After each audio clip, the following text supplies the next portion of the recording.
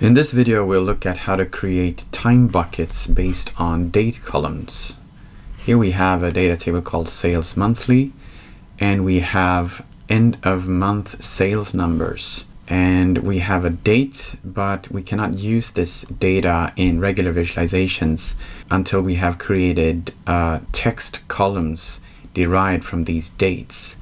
So what we do is we go to calculated columns and we say new column, and we say time bucket.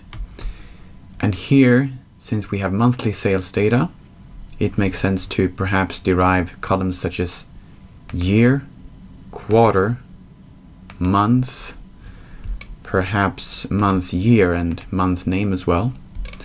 Each column now gets a prefix to the name here, which is based on the actual date column. May not want that because it takes a lot of space, in which case we can change it. We can call it time,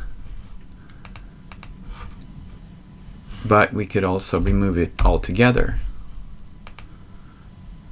And we see the name change after we press refresh preview. If we have a different data set with daily data, where there is a sales number for each day, then we might want to create slightly different time bucketing columns. Here we could create things like weekday, for example. And if we take a look at that, we can see how these sales days are now grouped by weekday. We could also add month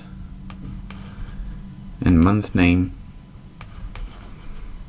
and year. Refresh preview,